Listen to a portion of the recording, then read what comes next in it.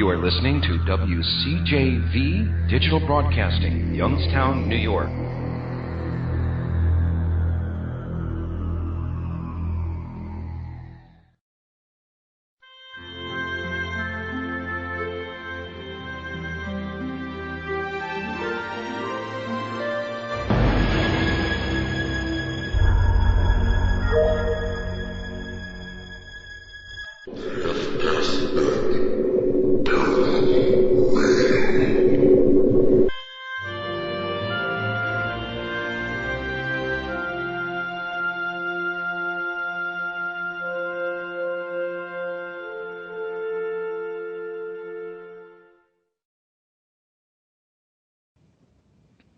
Hello, everybody. Welcome to Half Past Dead Paranormal Radio, the paranormal and strange. We're here on WCJV Digital Broadcasting out of Youngstown, New York.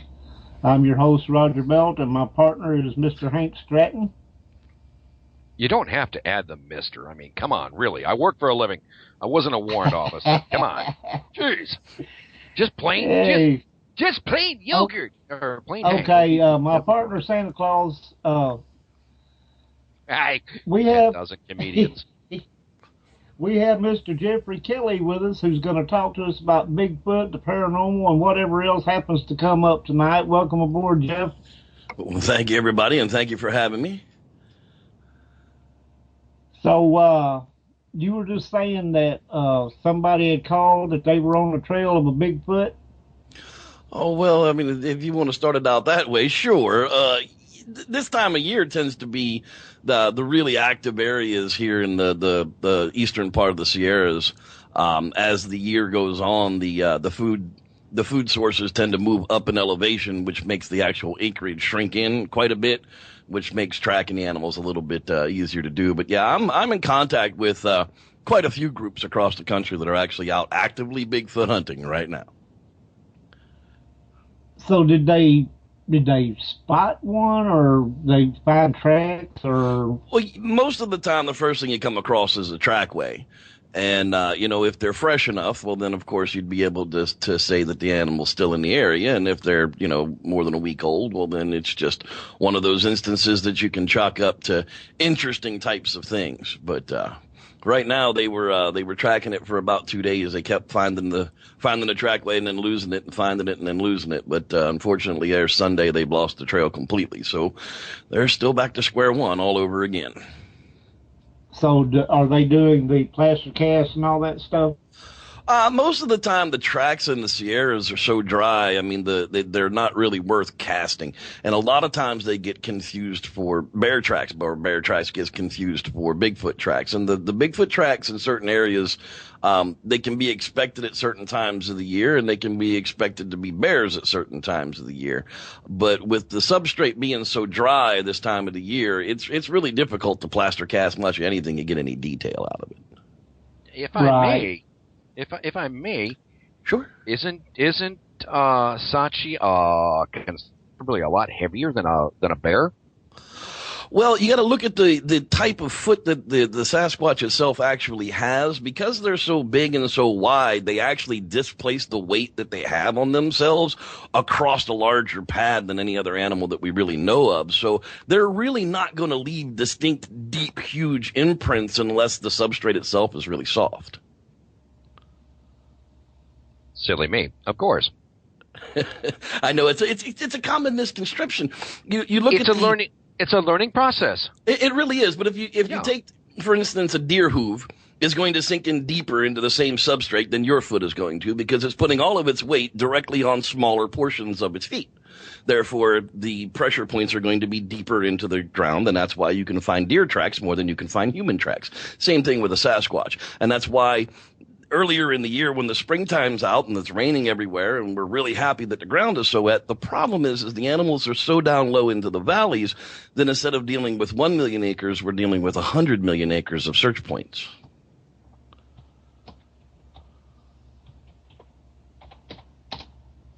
Okay. That explains a lot of, shall we say, misconceptions. Just like the idea that a lot of others that we have been talking to, there are connections between Bigfoot and UFOs. For sure, there are definite reports out there. Matter of fact, just this past week, we were laughing at the In Search of Aliens guy there, Giorgio Hairboy. God, I can never pronounce this. Suckalus. I can never pronounce his last name for a certain reason. That's why we always call him Hairboy. But he definitely says for sure that, he's gotten direct reports of like Sasquatch type creatures coming out of saucer shaped crabs. And it's just, how much of that can be construed as somebody saw a Bigfoot and then saw a UFO in the same night and assumed that the two went together, more so than an actual UFO alien connection to Bigfoot. Well, now I'm going to tell a little story. I might have told this before. I had a friend. He was pretty young at the time, and of course we're down here in Tennessee in the flatlands. But he was on a hunting trip with his uncle, and they were out in a patch of woods, which I know where it is. Um, his uncle was in a tree blind, probably about 300 yards or so from where he was, and he was just kind of squatted down, there, and he said he heard something like coming through the woods and everything.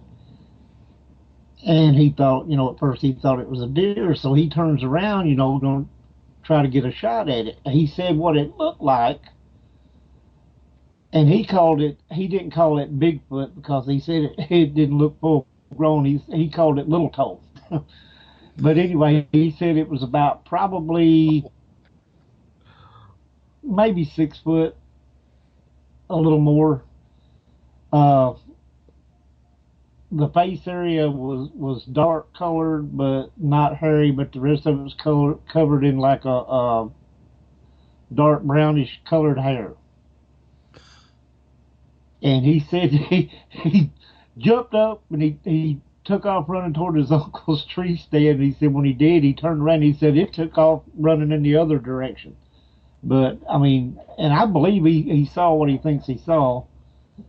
Just I would have loved to have been the one to seen it myself. I actually lived there in Tennessee for 5 years right before I moved out here to California.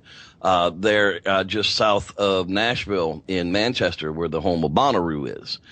And, that's right at the foothills to the Smokies there, right shy of Mount Eagle, going up over the famous mountain there. And we've done plenty of Bigfoot investigations there along Tennessee, southern Virginia, West Virginia, South Carolina, the whole basically Appalachian mountain range that runs from Georgia up all the way up into Maine is known to house several, if you want to call them clans or pods of Bigfoot along the way. The question becomes is how far do they actually migrate? Is it one family stays on the side of a mountainside their whole lives, or do they travel, depending on the seasons for food? Right. Well, now we're down here about 2 hours from Memphis, and it's a pretty flat area mostly around where I'm at. Well, where it's flat doesn't really necessarily, the elevation doesn't mean that you're not going to hold Sasquatch-type creatures. Florida holds Sasquatch-type creatures, and there's not a hill higher than 21 feet in the state. So you don't necessarily have to have mountains to have Sasquatch. What you're looking for is old-growth forest, something where a forest has existed since before the white man came here and cut it all down. Right. That's the lines that you're actually looking for. Anytime there's old growth forest, there's still a potential for an unknown animal to be discovered within that type of landscape. Right. Well, I know that woods has been there a long time. I mean, there's farmland around there, but that woods there has been there ever since I can remember, and way before that. The guy that lives in the house there said that his grandfather and his grandfather hunted them woods. I mean, they're pretty old. And that's one of the things that we come to a common misconception when it comes to the Bigfoot or Sasquatch type creatures is here in America we think we're dealing with one type of whatever it may be, a side by side evolutionary pattern somewhere between gorilla and human, which is what most modern biological scientists are looking at the creature, or is it somewhere along the orangutan line, like they said with Gigantopithecus? There are animals in our histories that would read for a leftover type of being like this. The problem with it is when you start looking outside of the United States, the descriptions of the creatures change so much that they would definitely at least be a different subspecies of animal, which would have to lead back to an original root. So more so of that type of old growth forest that's going to be left over is going to allow for generations even past when the farmland was built up. How long does it take for a pod of animals, breeding level of animals, to die off just because you cut them off from the rest of the forest? Generations? Or would it take years? I mean, for a large enough pod or a small enough pod of animals to live in a large enough piece of old growth forest, it might take generations. Right. Now the woods is pretty good sized woods there. I mean, it doesn't just go on and on forever, but I think something could live out there because I mean it's big enough, you know, and it would supply what they would need, you know, as long as there wasn't many of them. And that becomes the question, though, is how long does an animal stay behind when there isn't a breeding population? I mean, if we're talking about a relic human, you know, we're talking about some type of Neanderthal man or some kind of leftover, you know, Homo erectus type animal or human or person, they might make the specific choice to linger and stay behind. But much like a leftover, you know, deer pod is going to go out and find a larger herd to be able to intermingle and breed with. It's Right. just a natural selection type of thing to do. So if it's just a few of them left over behind, the question would be is there just no way out, or are they just waiting to die? But sure, anything that holds a large, vast of old growth forest still has a chance to have Sasquatch in it today. Yeah, couldn't they? Couldn't they breed as they died off though? Well, that would be the question. Would be your gene pool depth. You know, the least amount of animals in your gene pool, the more that they breed, the more that they inbreed, the less that they survive, the younger that they die, the faster that they go extinct. So if I'm understanding you correctly, now I've been through this area right there between North Carolina and Virginia, the Dismal Swamp area. Mm-hmm. With that being as old growth as it is, Absolutely. there's even a distinct. I mean, anything between what are they calling now? The I don't want to use the term boggy swamp creature, but the skunk creature. The skunk ape in Florida. Yeah. Even Now, even something like that. Yeah, what the feeling of the skunk ape in Florida is, in northern Florida, around, you know, the Panhandles and the Ocala National Forest, all the way down into the Orlando and the Kissimmee area, that is still some serious old growth forest in there that's never been cut down, and there's huge pockets of it that are still left over from before it was all cut down and the swamps filled in to make Disney. So we're only talking about 50 years since those areas have actually been cut off from the rest of the greenbelt that was within Florida. Now, south of that, there are reports of what they call the skunk ape, and the skunk ape is actually a different type of creature. Caller, you're on the air. Hello. Hello, who we got? Oh, sorry, I had you on speakerphone. It sounded like you're Darth Vader there for a second. Is this Barry? Yes, sir. Hello, how you doing? I'm good, man. How are you? I'm fine. You have a question for Jeff? Well, I just I had a question and also kind of a comment, I guess, about where I live and the possibility of squatches living in the Cumberland Mountains because of the cave system. Well, there's Well, in been the mountains too. Yeah, well, the Cumberland Mountains of Pennsylvania, absolutely. That's dead smack in the middle of the Appalachian. Oh, Tennessee. I'm sorry. Yeah, through the Cumberland Gap there. Sure, you're still at the base of it. Anything within probably 50 miles of that big gap that's going to lead back up into the Appalachian Mountains, you're absolutely sure still have the opportunity. Anything that's going to have that old growth forest line that's been cut off within the last 100 years is probably still going to have a chance to hold families of Bigfoot that are still breeding in there. Right, and the thing about that area, that whole mountain, which is, well, I guess let me back up and say this. There's a place called Cumberland Caverns, and they hold, banquets and shows and bluegrass shows and all kinds of things in that cavern. In that cave, because it opens up so big, they've made it into kind of a banquet hall kind of deal with a natural stage and things like that. Now, with that being said, where I lived up until July,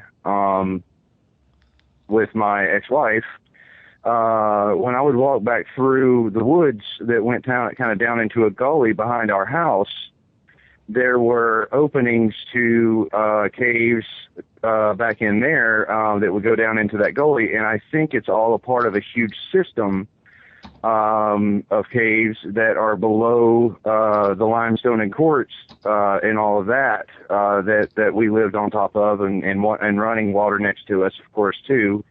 That also, of course, had a lot to do with other types of energy, manifesting. I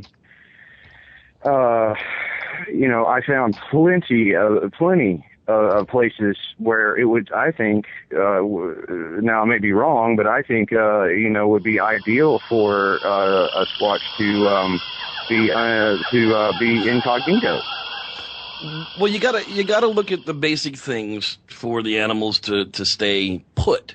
I mean, it's a very large creature, so it's going to eat a lot. I mean, we're talking probably 2,500 to 3,000 calories a day minimum. So to stay in one area, that's going to be a lot of food to stay, especially if you have a pod of 3 or 4 of these things living, like a mother and a couple of juveniles and a father.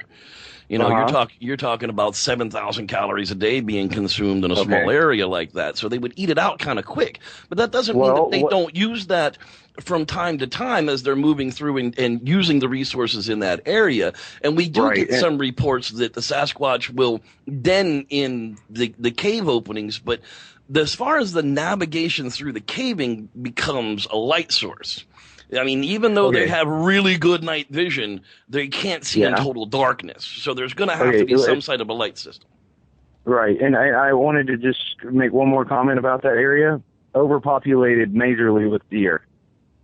Way overpopulated. I mean, one of the major food hugely overpopulated. But just like humans, they can't live on deer alone. They have to have other vitamins and nutrients that come from the other plants and animals that come from the area as well. So deer alone aren't going to cut it. And all of that's there. All of that is there, most definitely. The chances are high that there's some animals running around there. Yeah, and I've seen some strange stuff out there, and I don't know exactly what it was, and I'm no expert by any means, but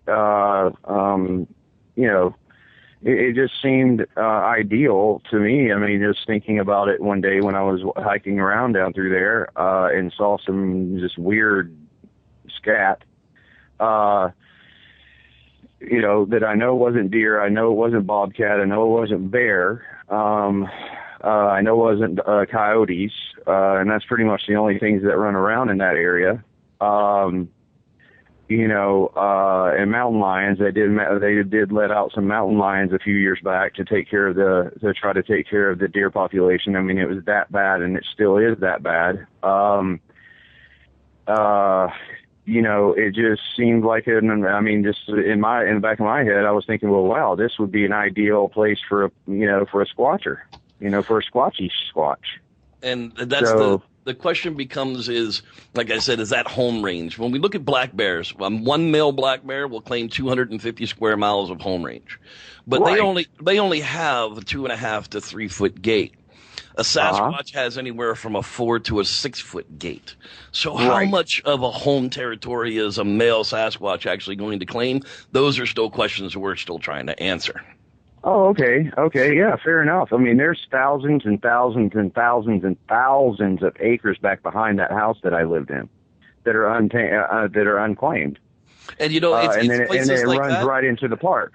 It's places like that we're finding that have Sasquatch activity sporadically throughout the year that are on the edge of dense forested areas like that. And it's something that we hadn't looked at in the past, but just like the Brown property up in Washington, they're the same exact way. They're backed up right to a managed wildlife area, and they're the first house on the neighborhood, and that's why the Bigfoot are coming up there to check out what's going on. It makes total sense. Right. Oh, absolutely. And, all of that land that I'm talking about, it backs right up, like kind of what you just explained, it backs up to a state park. That's the way most which is even more acreage. That's the case of it. Any protected land where hunters don't go, we find more concentrations of Sasquatch for longer times during the year, especially awesome. During hunting season. Right. And that's awesome. I mean, I'm surprised I haven't seen more than what I've seen.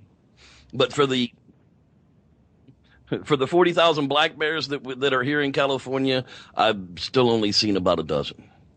So, right. I saw 2 in 5 years up there in my area. So, but very small, of course. But okay, yeah, I mean, it's very interesting. It's really interesting.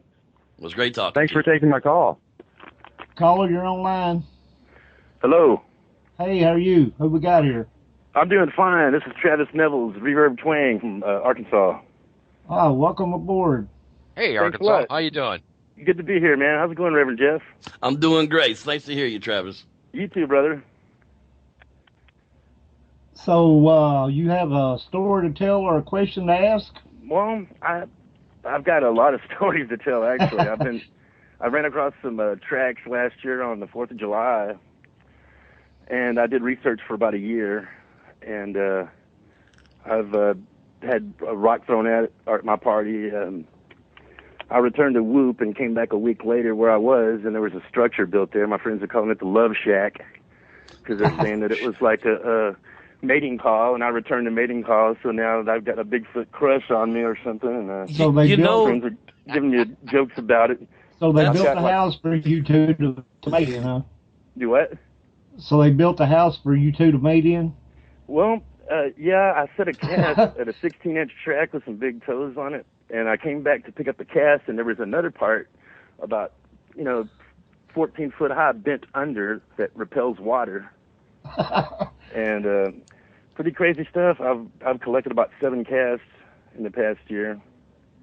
I've still yet to find a structure that I've related to Sasquatch in any way yet. Now, I'm not saying that I haven't found logs moved or things, that they've manipulated, but I've never personally laid eyeballs on anything that I would consider made by a Sasquatch or a pot of Sasquatch, but I'm not saying that they don't do it.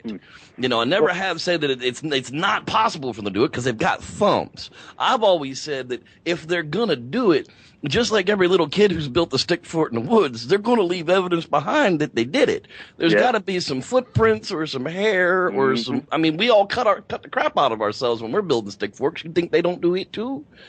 And and we don't find them fresh enough to be able to get that type of evidence out of them, or the ones that we do. I look at them and go, I've built tons of those survival shelters and slept at them lots of times.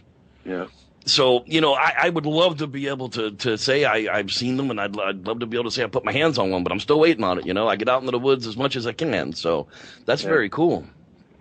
Yeah, it's pretty interesting stuff. I mean, I've heard a lot of, vocalizations and stuff here too, even before I knew what they were.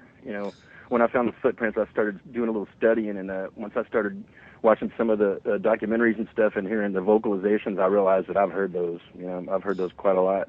Well, let me ask you this now, as far as the paranormal portion of it goes, have you ever seen any orbs around the areas while you've been out Bigfooting? No.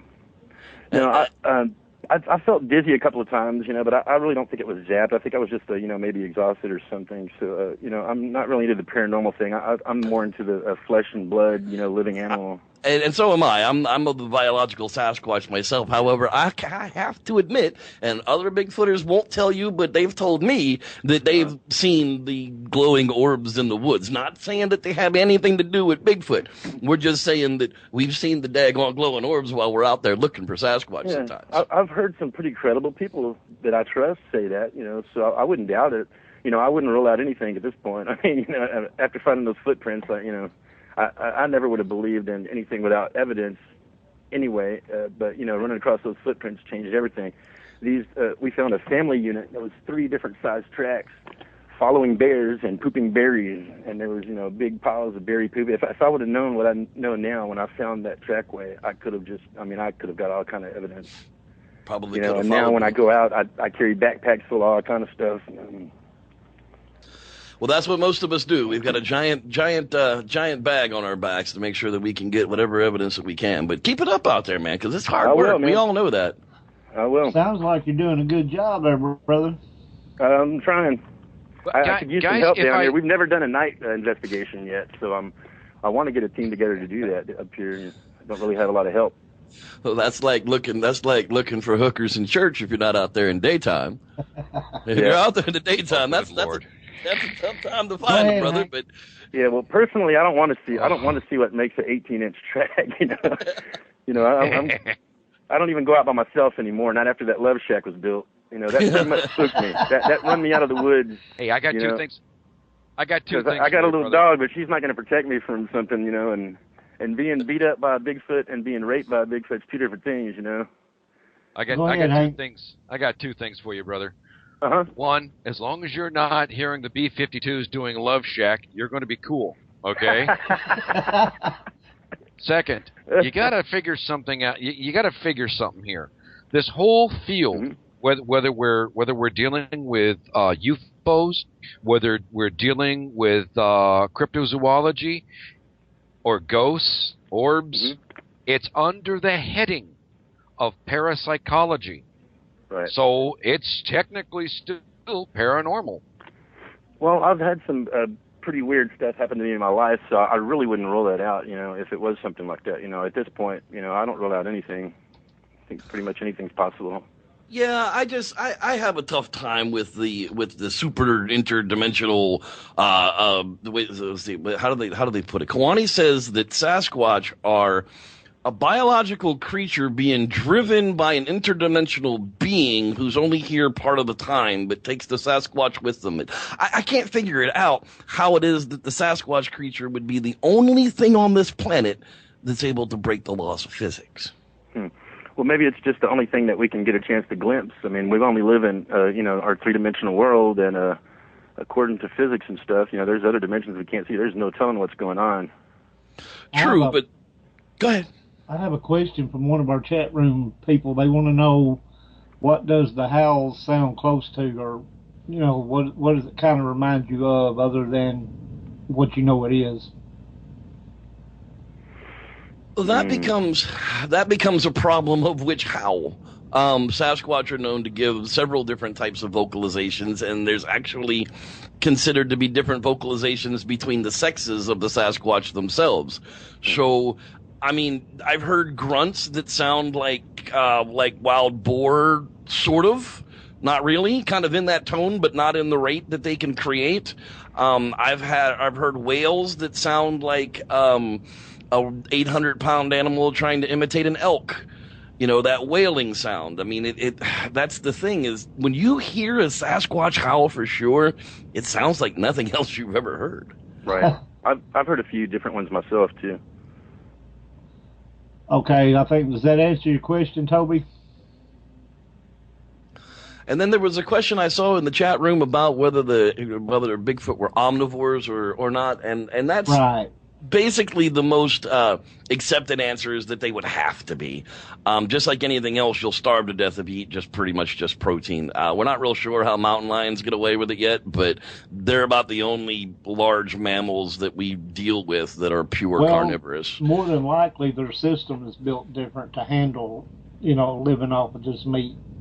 Right, and until we have a subject on the table to be able to look at what the gut system looks like and what the digestive system looks like, and what until we actually are able to probe one of these things open, we'll never know what they're actually eating consistently. That's true. Yeah, that was me, because someone made a comment about eating the deer and eating it just you just flip the switch and light comes on, click. Right. Hey, are they? So then they're omnivores like bears or anything else? Pretty much. Jeff, while I'm here with you, there's a question. Sure. Do you believe Sasquatch can be? Can they be interdimensional? Yeah, that's what we were just talking about just a moment ago. Okay, we have another caller. Hello, who we got? It's Toby. Hey, Toby. Hey, Toby. Hi. Hey. I got a real interesting question. Has Reverend Jeff ever been up here to the Eighth Caves up here by St. Helens? I have not actually been up to the St. Helens cave systems yet. Actually taking a trip to Washington next month. Unfortunately, Mount St. Helens is not on the list for that one either. We're going to the Olympic Peninsula to go and do some squatching up there. I suggested Mount St. Helens, but unfortunately I was overruled by other people in the expedition. However, it is on my to-do list.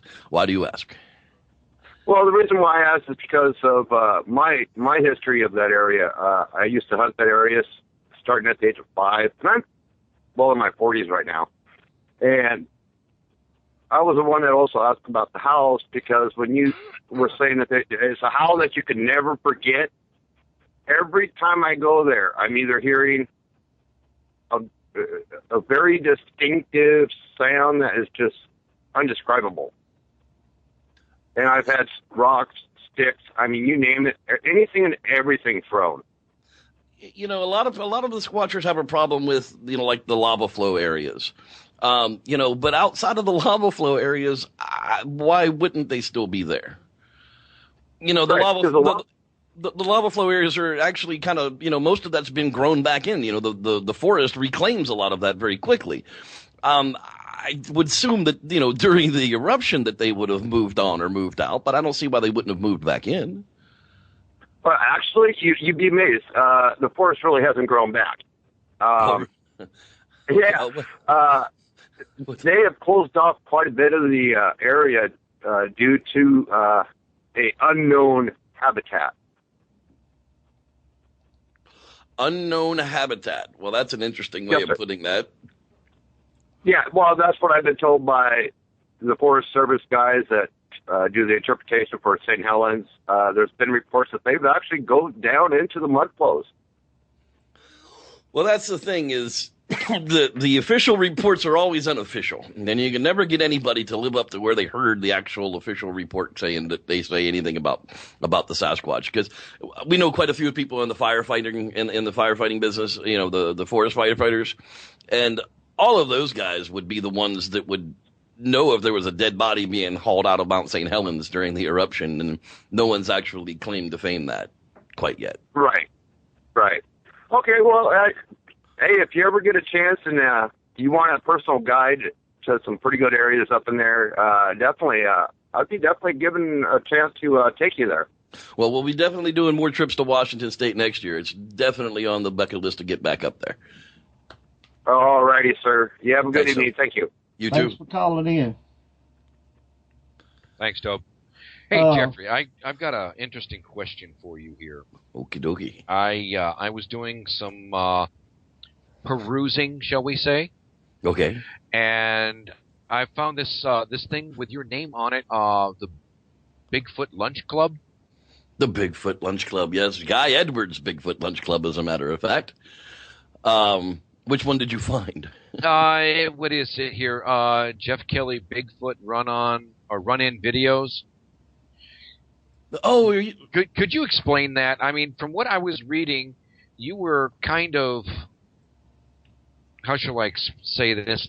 You kind of debunking someone renting Bigfoot outfits. Okay. Now I got the article that because I say there's a lot of articles about me up at the BigfootLunchClub.com. Yes, as a matter of fact, what happened was I scour YouTube daily looking for Bigfoot content. Of course, you know, I'm a field reporter. I'm interested in it. It's what we do. I came across this video of running with Bigfoot in the Pacific Northwest, and it was just a 10 or 12 second video of this Sasquatch type figure walking down this pathway, and a lot of it looked right and some of it looked wrong. So I started digging into it a little bit, and then I found who had the channel.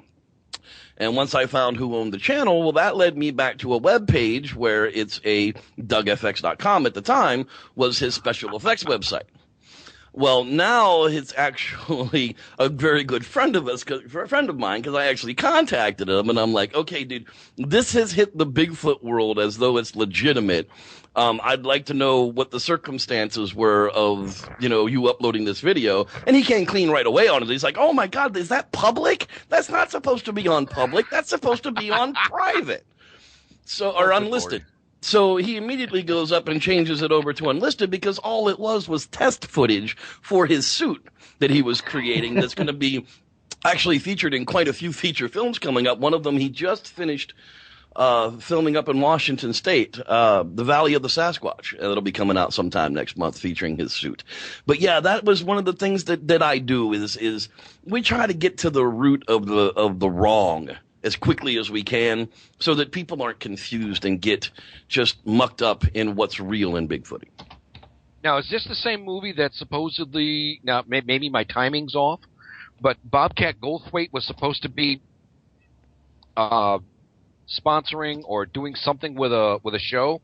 Yeah, that's actually Bobcat Goldthwait put out a feature movie called Willow Creek, and it's actually been released. It's out on Netflix. You can rent it in certain places. I believe Redbox has them now. You can actually rent it. It's a great movie. It's a found footage feature of a couple's trip to the Bluff Creek area to go in the footsteps of Roger Patterson and Bob Gimlin for the 1967 filming of the Patterson-Gimlin footage there on Bluff Creek.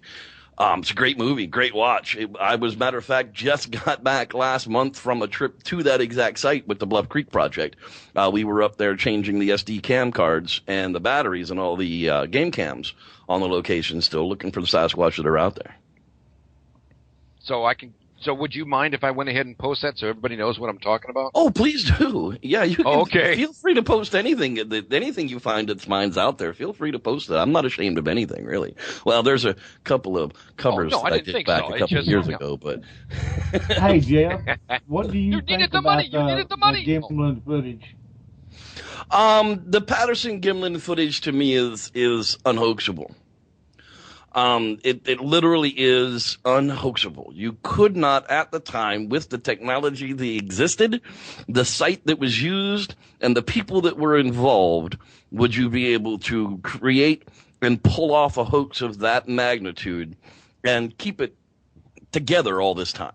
That's what I was thinking, because in my mind, somebody would have had to been ready and had to know that they were going to be coming to that exact location at that exact time.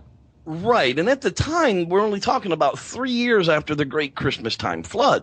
In 1964, Christmastime, a big, huge flood came through there and just knocked the crap out of Bluff Creek. I mean, it literally did.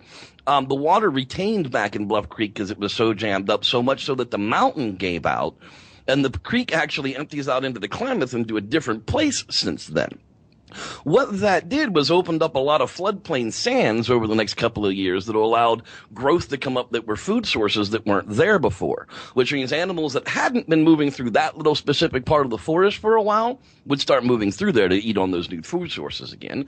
And that's exactly one of the times that Gimlin and Patterson happened to be crossing that sandbar.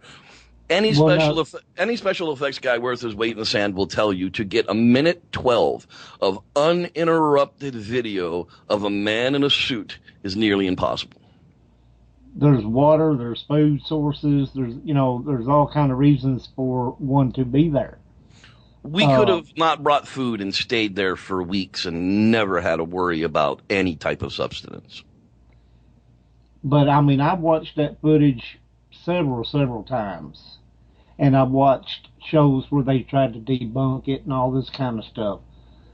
But what I see when I see this creature moving could not be perpetrated in a suit. I don't think it's possible. At the time that Patterson and Gimlin were looking for their Bigfoot creature, okay, to them, Sasquatch was not an ape. Sasquatch was a relic human-type ancestor. They were related to us. They looked like us. They were looking for cave people. If they were going to fake footage, why would they not have faked footage of a cave person? Right. It would have been completely doable at the time. At the time that this footage was taken, the stretch suits didn't exist. Silicone rubber didn't exist. Foam latex didn't exist. And the explanation of the people who said that they created the suit for the hoax said that they used horsehair for the chest and the face. Well, the FX guys will tell you if they used horsehair for the chest and the face, it would look like they used horsehair for the chest and the face. And it doesn't. Therefore, those descriptions of the type of suit that was created obviously can't be true. Well, and then there's also the mention that it looked like a female Squatch. And I don't think at that time, if anybody had created a suit, that they had created a female Squatch suit. Right. That's another reason that Patterson probably would not have had any part of creating that particular suit. It's a wood ape, so it's not even a caveman. It's a woman, and it has swinging breasts that are full, which means she's probably got a juvenile swinging around somewhere that needs fed. Right, that she was probably heading to at the time. Yeah, or she just stashed it to get, and draw the people away from it. Who knows? There's a gazillion reasons out there. But in that particular area, once you actually get some boots on the ground and realize she had nowhere to go but upstream. Along that canyon where they videotaped her, where they filmed her along with that camera, there literally was no place for her to go other than where she went. There's canyons on both sides of those walls, and when the film ran out, by the time he got up to get an eyeball on her, she was gone. And a week later, Bob Titmus comes out there, and he's able to track where she went. Well, if those were all hoaxed tracks, wouldn't there be like a whole bunch of cowboy tracks around them where they created them in the first place? Exactly that, and how would they have removed their tracks and left only those tracks and been able to get out of there? You can't. It's plain and simple. You can't. Now, you've got a guy, there's a fellow out there by the name of M.K. Davis, and M.K. Davis has some really out there theories on why the Patterson creature was running away from them as though they were hunting her, and there was some kind of a Bigfoot slaughter that took place a couple of days beforehand. And to be honest, through the facts and the people that are actually still around who talk to these people, and Bob Gimlin still being alive, we know that those aren't true whatsoever. What happens as the film gets copied over and over and over again is anomalies show up in later copies that aren't there in earlier ones, and people make assumptions based upon those anomalies. Also, the film footage would take on a what am I looking for here? It wouldn't be as clear. It would start to develop, kind of graininess. Right, and that's it. And at the time, they had made a gazillion copies of them trying to get them out there. And unfortunately, Roger had oversold the copyright to the footage to several people that overlapped in legalities. And that's kind of why it's all wrapped up in all that mess now. Nobody really knows exactly who's got the rights to it. So it just kind of sits there. Now, Patricia Patterson has the TV rights to it. She's Roger Patterson's widow, and she's allowed to lease it out to the TV people for those types of things. But outside of that, for like movies and that kind of stuff, it's really kind of still gray on what happened to all of that. But if it was... I want to ask you, hold on, Hank, just a second while I'm thinking about this. Do you know Mike Woolley? I am friends with Mike Woolley on Facebook, yes. Okay, we did a show with him, and he had an experience himself with actual Bigfoot that he thought was intending on attacking him, but he was in a deer blind. And very interesting story. They did the movie called Skookum, The Hunt for Bigfoot. Have you seen anything on that? I have. We're actually still waiting for that one to come out. So exactly. Should come out this month or next month. That was, we saw Melissa Winadair from the Squatchin' USA. No, Team Squatchin' USA. I think that's what it is. God, I can't remember all these Bigfoot groups anymore now.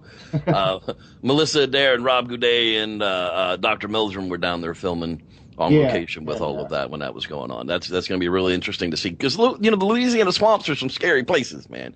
There's witches and voodoo and all kind of craziness stuff. I mean, Bigfoot's bad enough. He doesn't have to be magical. He doesn't have to be mysterious or paranormal. He's already a 7 to 9 foot wood ape running around in the woods.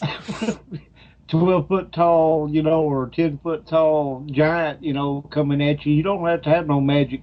Right. He doesn't need to be interdimensional travel Sasquatch remote control being. He's already, something that shouldn't be in the woods.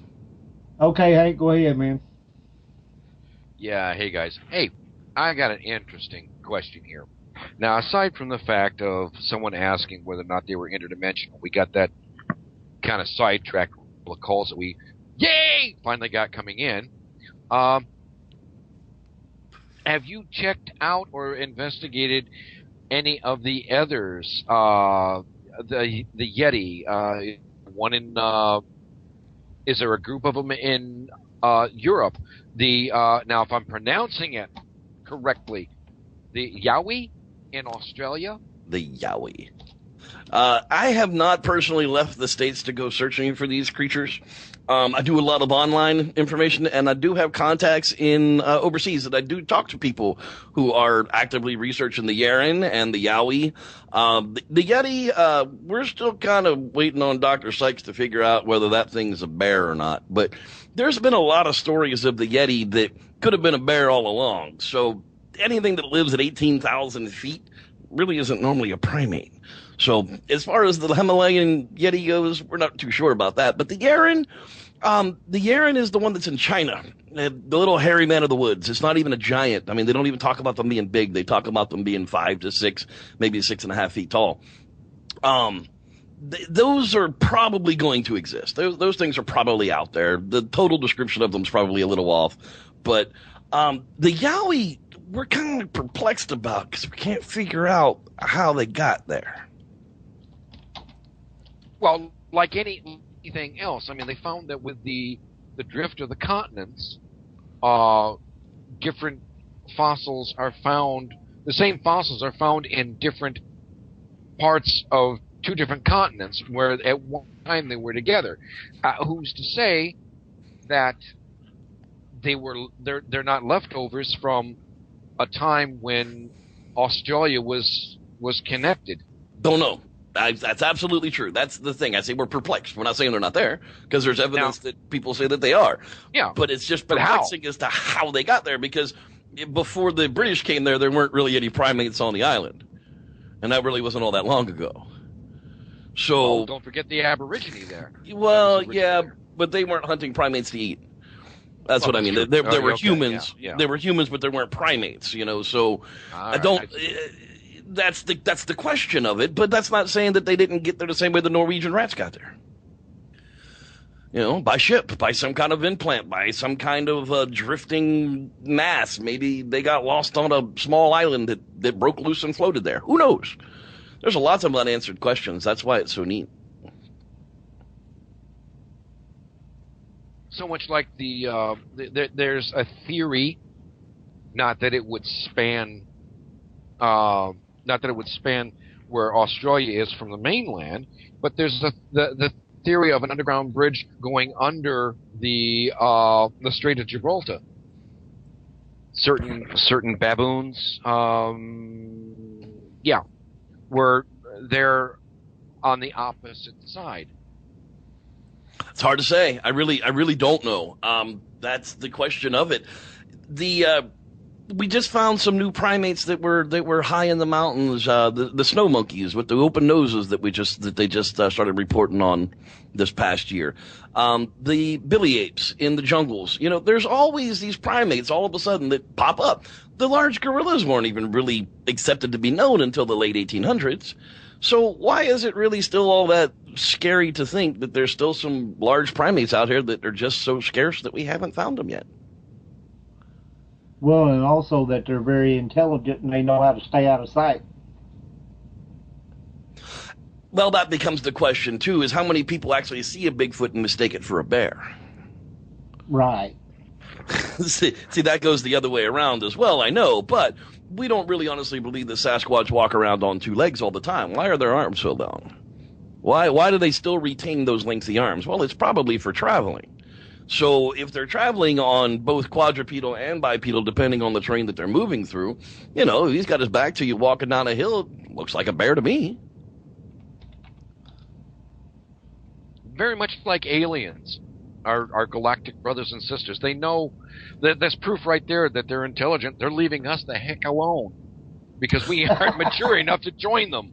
Well, I wonder about that, too. It's like if I were an alien species and I were looking for planets that might hold life, I would never look at Earth.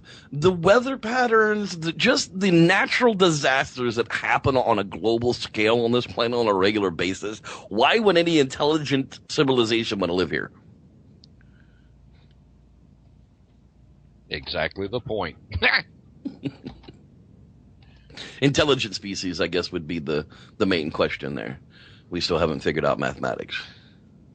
Like military intelligence. Let that one go. Moving right along. Okay, I have a question. I was just getting ready to do that. Dita says that it's also possible that they are tree dwellers, hence the long arms. That's one of the things that David Batdorf and I talk about on the podcast sometimes is what we're honestly thinking is, a lot of the areas that these creatures are known to live in are very steeply pitched areas. And brachiation is how the smaller monkeys move through the tops of the trees. They're grabbing from tree limb to tree limb as they're pulling themselves through the canopy tops. It's very well possible that the Sasquatch have retained the long arms to do the same type of thing while still walking bipedally at ground level. Within the dense forest, reach forward, grab a tree, pull forward, reach forward, grab a tree, pull forward, be able to pull yourselves up steep inclines, be able to pull yourself up and over top of ledges and that type of thing with quick movement up over top of ridge lines. Well, now I want to ask you about the tree knocking, because that was just mentioned there in the chat room.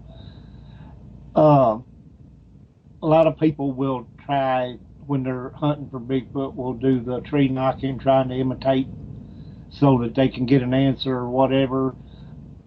Why exactly do they do that? Is that like some kind of mating call, or just to call other Bigfoot that may be in the area, or what exactly is it? The thought of it is it's a territorial response type of thing, mostly from males. If you watch like monkeys in the zoo, when a monkey is pissed off in the zoo, he will snatch himself up a branch and he will go whacking on whatever he can go whacking on with that thing to make noise and look big and be just aggressive with that thing. I've seen that. Right. Well, gorillas will do the same types of thing with large rocks. They'll pick up a large rock and they'll just smack it to the ground, in an aggressive type of move. So as you're moving up the primate line in intelligence, it very well could be that the Sasquatch do that with trees to warn other males that they're within his territory. So we go out there acting as though we're another aggressive male Sasquatch and bang on the tree so that it would set off a response from another male trying to reclaim his territory within the sounds of that knock. Personally, I've never heard a convincing tree knock return to me, but that's not saying that they don't happen. I know reports, and I've had direct stories from teammates of mine that have told me specifically that I got a knock 17 seconds after I started. It was a response. So we do know that they happen, but I personally have not experienced that, and that's one of the things that I'm really looking forward to as well. Now, I want to ask you also, we were talking about the different types of calls that they do, and the female may have a certain call and the male have a certain call. Do they have a certain call, like for a mating call? Lord only knows. I know. You would. With all the calls they have, who knows? Well, I mean, a bear doesn't. A bear has a lot of different vocalizations, but it doesn't have one specific one that says, "Hey, baby, come here." Right, but we don't really know what the intricacies of, inter-squatch communication actually is. We don't really know how elaborate it tends to be. Some of the ones that say that they have this advanced language and culture and society and everything else they're basing all of that upon like one syllable of half of a letter heard in one call and one blabber that we never even saw the animal that was making it. Like Harry Henderson's? Well, yeah, like there's a fellow out there by the name of Scott Nelson, and he's a crypto-linguist, and he specializes in code breaking and language breaking and learning new languages and things, and he swears that the Sasquatch that are on the Ron Moorhead tapes are speaking some kind of an adapted Native American language that he can prove. Well, that's all well and good, and we appreciate the fact that he's gone and done all of this research and all of this hard work into it. However, he doesn't have a single colleague that'll back him up. Not one. Not one single person from any type of anywhere in his background will come forward and support his work to his conclusion. What does that tell you about the conclusion? Good question. can it be trusted? Just like any article that you read on the internet, if you can't go out and find 3 sources that will back it up, you kind of have to throw it out. Well, see, and that's one of the things about the Bigfoot tracks also. People take cast of tracks and everything and say it was a Bigfoot. I lost you there. And, you know, was it? Who knows? You weren't there. I mean, it may look different, may look human, it may be human. You know, it's kind of hard unless it was like a really humongous track and in perfect shape. You know, how would you say, you know, yeah, I can guarantee you that's a Bigfoot track. We've got a conversation going on here in the chat room. I would say between Toby, Johnny, and Travis. Lost a call. Lost what call? Do we still have Jeff? Hey, Jeff, can you hear me? Call back in, bud.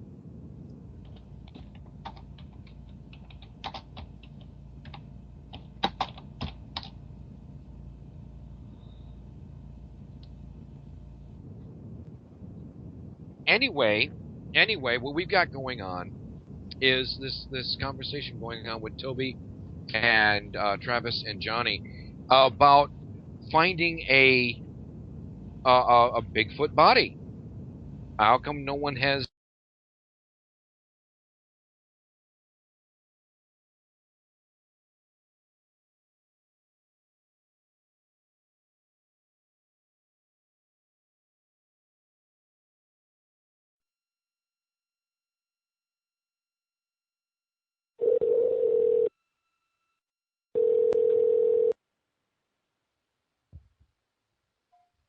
Hello, we back on? Hello. Okay, we're all here. Okay. I'm over here trying to say something. It's like all of a sudden everything's dead in my ears. What the heck? Anyway, moving. All right. Now, back to what we were talking about. The conversation that's going on here in the chat room is, has anybody found the body of a Bigfoot? And would they admit to it? Now, I mean, I'm not trying to be a conspiracy theorist or, I mean, you know, like, they never found any bodies in Roswell. You know, no. We're talking about, has anybody ever stumbled across the remains of... Okay,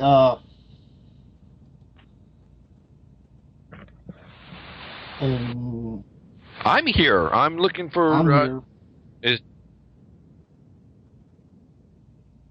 All right, well, Roger, what do you think? I said it a while ago. I don't guess anybody heard me. Jeff says it won't let him in. If they're that intelligent, could they not bury their dead? They wouldn't leave a marker, you know, saying here's my cousin Grizzly or whatever, you know. Well, look at it this way, okay? And I see what you've got a point here. When going back through, I do a lot of history and National Geographic and the History Channel, things like that. When the Neanderthals, even something as simple as them, when they passed on, their members would gather them, place flowers in their grave, place them in a dignified position, and then would cover them over. I mean, they were put in there with such reverence. I see your point. Why could the Sasquatch not have the same intelligence? I mean, we're looking at someone, and I'll call him someone, yeah, who has eluded our hunting for all intents and purposes, not necessarily in a destructive way, but just proof of where they are, being as close to nature as they are. They have, shall we say, a natural psychic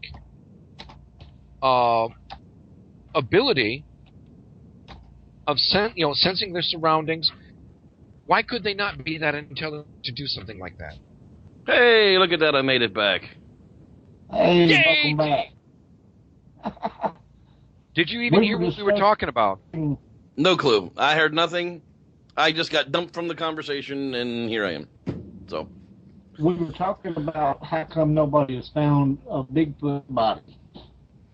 why we haven't found a Bigfoot body? Okay. I said if they are intelligent creatures, you know, maybe they buried their dead, and they're not going to put a marker up there saying here lies Uncle Grizzly. You know. Yeah, there is a chance of that they bury their dead. However, more than likely, they don't last very long once they do perish. If they're like any of the other large mammals, when they get old, they kind of wander off by themselves, and once they get there, they die, and, well, the rest of the animals kind of take it over. Okay, we got a break, y'all. We're here live on WCJV Digital Broadcasting out of Youngstown, New York. We'll be back in a minute or two. Don't nobody go away.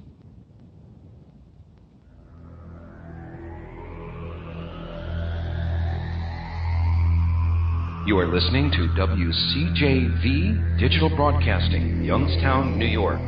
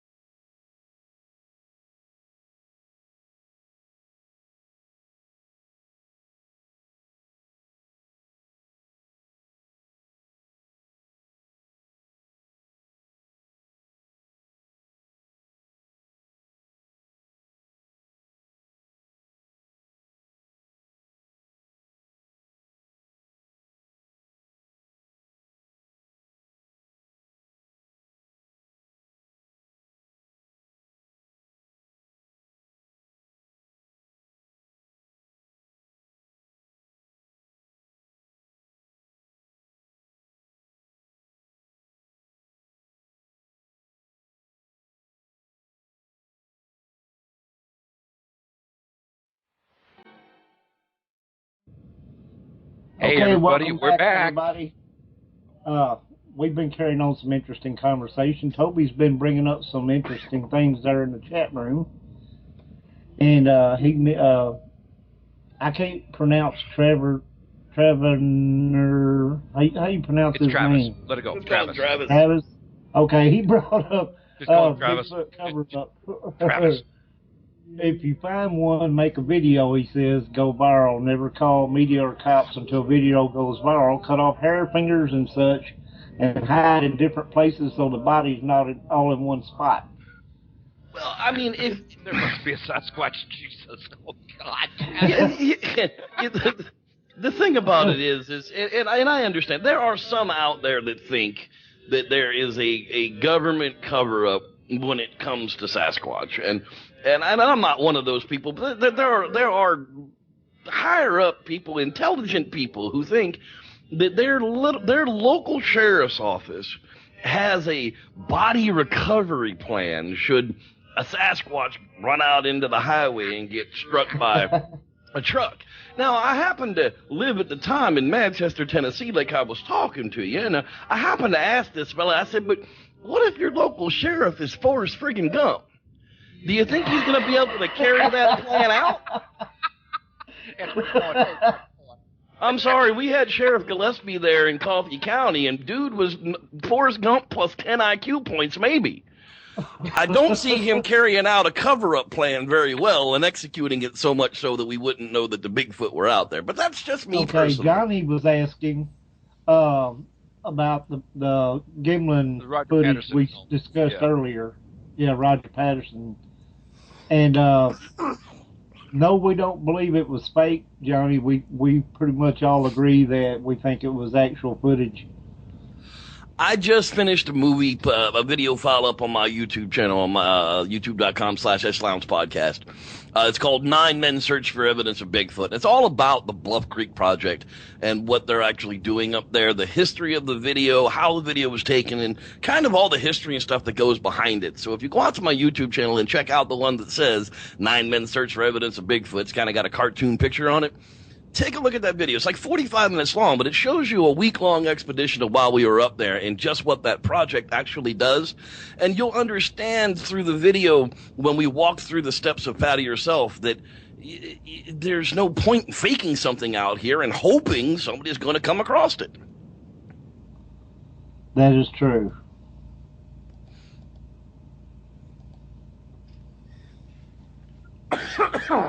Sorry about that. I have to admit, as far as my team goes, I honestly, if we have the chance to do an investigation and research any of the aforementioned ideas, UFO, zoology, otherwise Uncle Bigfoot, we'll do it. But we're not. It's something that you have gone in through and done this. Right. Because for some reason, you have been attached to this. Well, I saw it at 16. At 16 years old, I laid eyes on the creature. I mean, I went from the stories of the 70s of this creature's real to seeing one with my own eyes. I never had to be a believer. I went straight from the opening position of, looking at it as a kid to, holy crap, I seen one of these things. So that starts a lifetime of, well, nobody believes me. Well, now I need to prove this to people. And it eventually turned into an obsession for almost 15 years through Florida.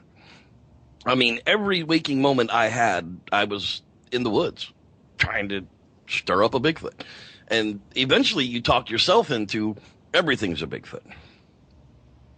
And I think that's where a lot of people tend to go. Okay. No, and I see your point. Like I said, because I haven't dealt with Bigfoot, doesn't mean that I don't believe that they are there. They're intelligent creatures. They're staying the hell away from us. Right. Okay? But and I'm sure it's the same with Roger. We've encountered the ghosts, and that's where our focus is. But on one hand, I would love the opportunity to not necessarily shake hands. Hey, Uncle Bigfoot, how the heck you doing, bud? Nice stories about you, buddy. But be taken somewhere with convincing evidence that might allow you to experience for yourself. Experience for myself, yes. Believe, I say again, I do believe, I know, this is telling tales on me. Not only are we terrestrial transplants from, based on our galactic brothers and sisters, there's no reason I cannot believe in Nessie, in Champs, and Uncle Bigfoot. Right. And in a lot of those cases where people try to attach a supernatural attachment to things as an explanation, a lot of times it's just reaching entirely too far for no reason. It's like witchcraft, you know. Why can she heal her? Well, because... What? I can't talk about witchcraft? No. Be nice, because I I am. I am. What I'm talking about is they thought it was witchcraft. Why can she heal her? Well, because she figured out that the moldy bread was penicillin, and if we give this to the kids, they got healed. It wasn't witchcraft. You know, I have no problem with paganisms and witchcrafts. That's fine.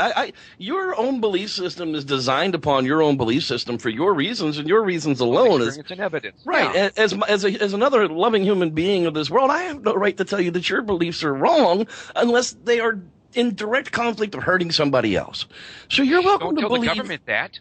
Well, the government can prove that they're already a bunch of idiots, so we're not even going to go there. Politics is one thing I don't discuss, that's for sure. No. But yeah, I mean, you know, I come from a background of Native American and Catholic Irish, Protestant Irish, really. So I have Mother Earth and Father Sky and Jesus Christ. Yeah, my condolences. Right, you want to talk about a confused childhood. You know, I get the hairy man stories, the medicine man stories, the supernatural stories from my native folks. Then I get the, you're going to hell if you don't love Jesus Christ and you don't punch your brother like that. But if you drink 3 pints of beer, we can go find pixies.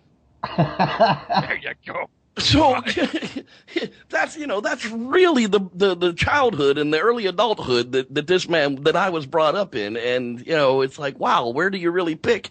I just go live in the woods. It's a whole lot easier. Well, Hank and I both, we're used to people in the paranormal area, you know, they'll go into a place and if they are not very experienced, you know, every little thing that they see or hear is going to be paranormal. And of course, you know, they don't think, well, you know, should I debunk this? Should I see if it is what it is, or, you know, whatever? It's just going to be paranormal and that's it, you know. Same thing with some people that hunt for Bigfoot. You know, one of my very good friends, Alejandro Dominguez, the Dead Explorer, who actually set up this. He's a good friend of mine. You know, he invited me to come out as a VIP to the USS Hornet while they were here for the Alameda Paracon. And I went out and spent the day with all the paranormal folks up on the ship. And now I've been around the Air Force, I've been around the military. You know, I understand that, you know, old World War I and World War II ships and those submarines are just haunted as hell. At least that's what the stories say. And the people that work on them will tell you that they're haunted. So that, to me, has some credibility that goes along with it. You know, if everybody around you is claiming that the aircraft carrier is haunted, but the people that work on it say, yeah, no, not really. Well, then I got to question it. But when the guy that's in there says, yeah, when it gets dark and it's time to check out, I go home, then I get a little more credibility to what's going on in those types of things. But again, because I don't immerse myself in those situations, I don't have those experiences to be able to call from. And that's the same point. And that's the same point. We, if we had the opportunity, and here's, you know, a client comes and here's the evidence I've got, here's the recordings, then yay team, we're on it and we're going to check it out. Once upon a time, that's all people had to turn to. They wouldn't know who to call for a Bigfoot sighting. And I'm not necessarily wouldn't even be all that concerned about a paranormal team going out to investigate a Bigfoot sighting or something like that, because the process in which you go through to try and vet the evidence in itself is exactly the same for ghosts or Bigfoot. It's not going to matter. You're still looking for some type of explainable situation for the required result. If you can't find one, then all you're left with is something that's not normal. Hence, exactly. Same thing with paranormal stuff. You know, the ones that get like me Sherlock are Holmes, you know, Sir Arthur. Oh. No, go ahead. No, I was going to say, like, you know, Sir Arthur Conan Doyle with his character Sherlock Holmes. When you remove everything that is possible, however impossible, When you remove everything that is impossible, and whatever remains, however improbable, is the truth. Right, and that's exactly what it comes down to. But the physical need of evidence, how can you prove that a ghost exists? Now, the ones that claim that they can communicate with the dearly departed, and the dearly departed are giving them messages for people and this type of thing. I wonder why John Edwards, for instance. Are you familiar with John Edwards? Oh, yes. Okay, so here you have a charlatan, con man, I am, who is just out there obviously pranking people and making money off of it, when you have the other people who are investigating true paranormal events that are now looked upon poorly once John Edwards is exposed. You know, that's the same thing we go through in Bigfoot. We have people like Todd Standing, who put up Muppet heads on television and tell people that they're real Bigfoot. And then when somebody like me talks about Sasquatch, they're like, oh, you mean those things that we saw on Survivor Guy? Yeah, Bigfoot's not real. It's the same type of thing that we deal with in the Bigfoot world. Look at the fact that the more disinformation that there is when you're trying to prove what is, people do one of two things. They're like, oh my God, there's no such thing, or yeah, I want to find it. I mean, it's like the study of orbs.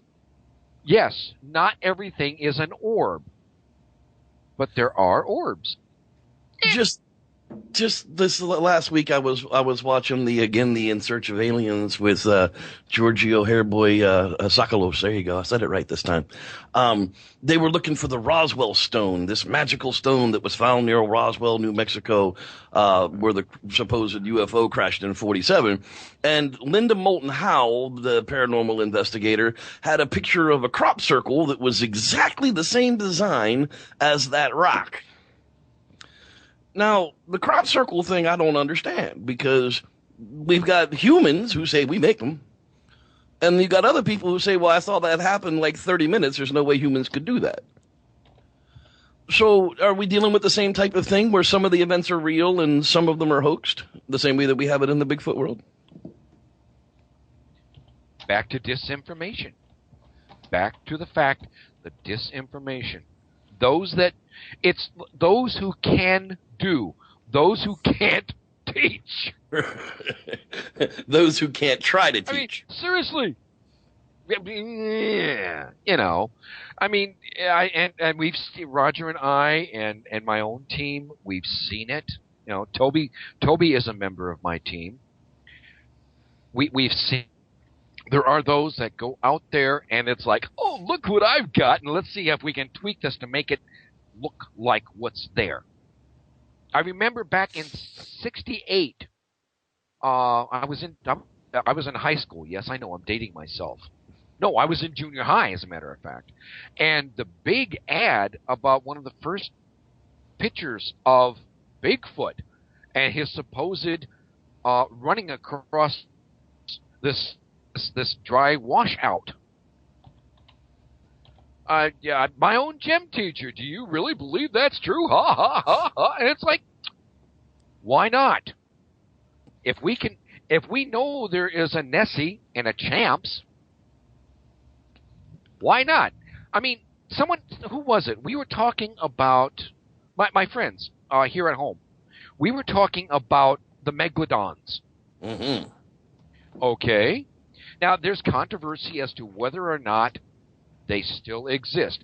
But if the coelacanth has been found, if I'm getting the name correct, Architeuthis, the giant squid, right, can be found.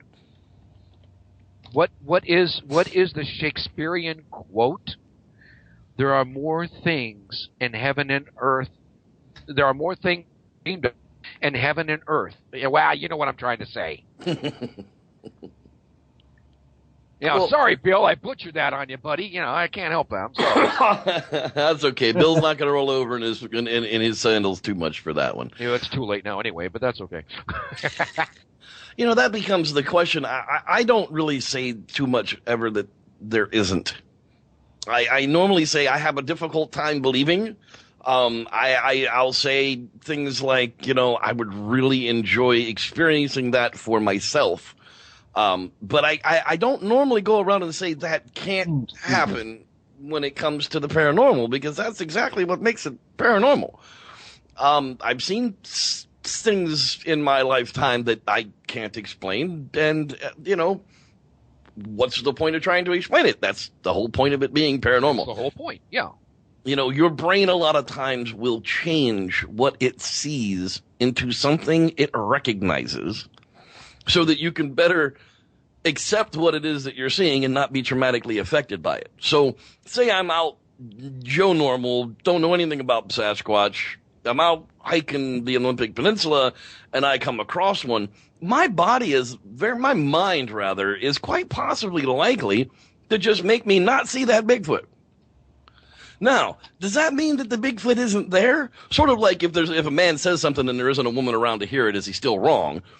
Just because your mind won't allow you to see that Sasquatch, does it mean that Sasquatch disappeared, or does it just mean that the fear or the adrenaline in your brain or the chemical max-up has just not allowed you to go into shock so you can't see it? Now, there is an excellent point. What man fears may not necessarily be easily seen, and so much easier to explain away. I have to admit that, I just saw this past week that Frank of the Frank's Box died. And, yes. A lot of paranormal people have, given their condolences and all. And I understand what the box is, but I don't understand how that works. It changes frequencies every second, and you're supposed to guess what it says by hearing syllables come across multiple channels. Is that basically what I'm getting? Okay, what now? Getting off the subject of Saatchi, okay, and basically it does kind of sort of tie in when you have the radio set on the white noise and it's scanning through the idea. Now, I'm not a full-fledged subscriber to this idea, but the idea is that the voices are being the white noise static is energy being used for the other side to talk through, which basically is the premise of the help me out, Roger. PS1s, PS7s, the Ovilus. That's it. Ovilus, tomato. Now the Ovilus though uses random words, and I don't really trust something that spits out random words because they can be programmed to, say a certain word at a certain time.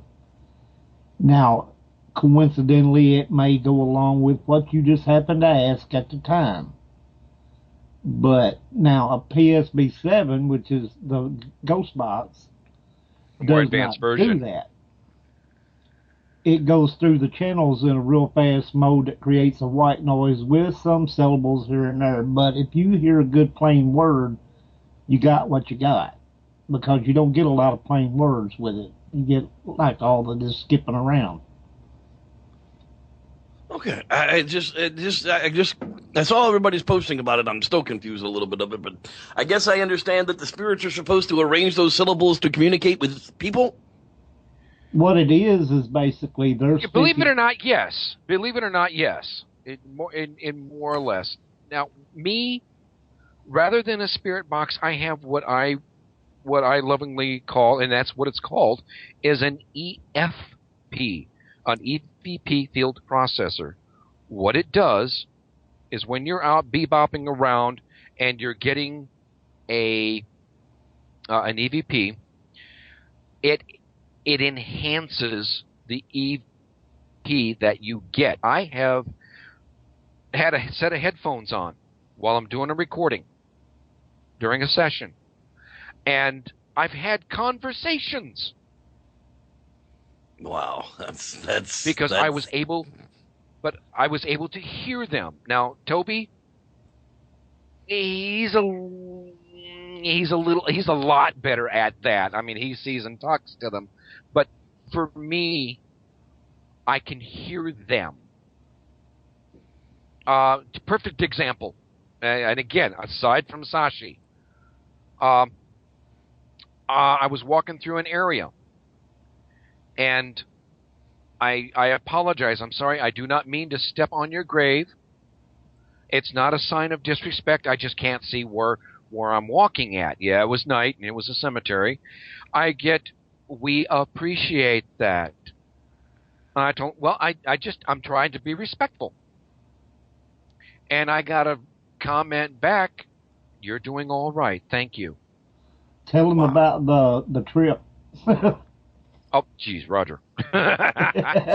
Well, that's proof that they have a sense of humor. We were at the Washington Soldier Cemetery, and I tripped over a molehill.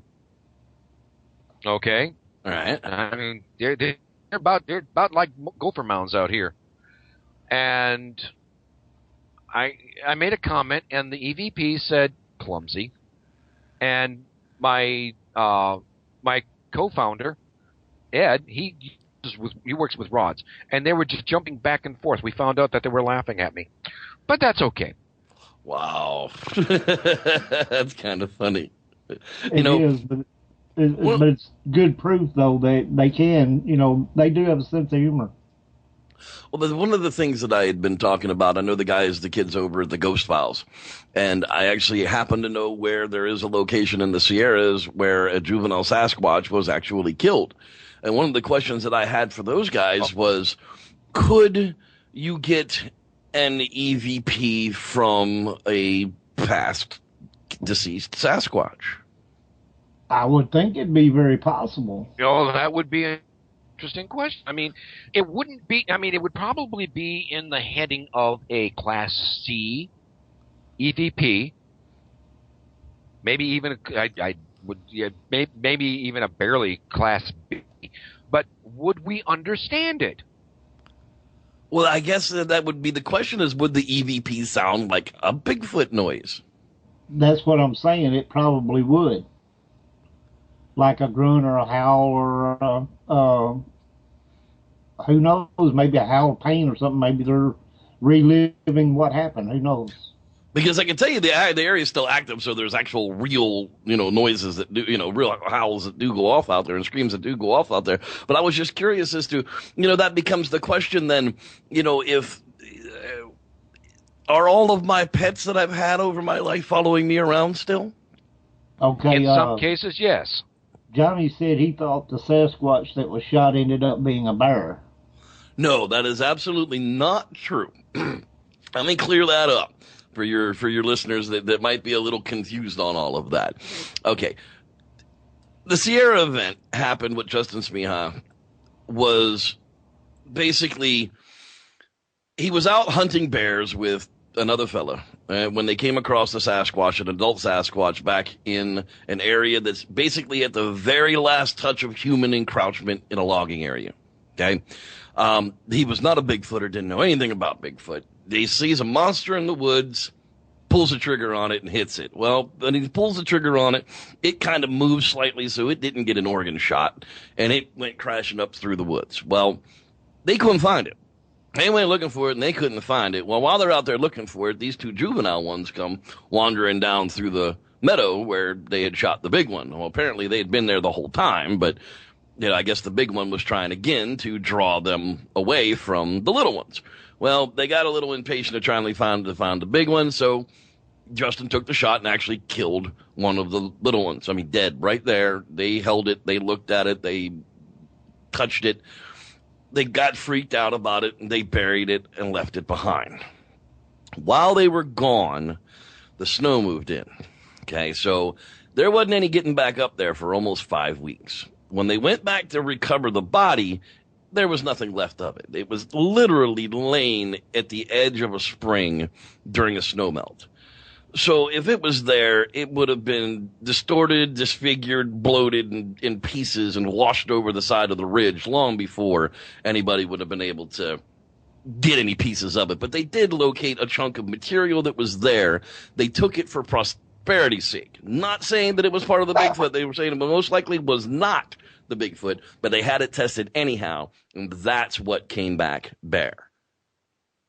I hope that clears it up a little bit. Hello? Oh, no, we're over here listening to the crickets chirp. Okay. Okay, CJ is asking you, all right, what does Jeff think about the things Rick Dyer is doing, and how does it affect the Bigfoot hunting community? Okay, Rick Dyer is a outright self-proclaimed con man.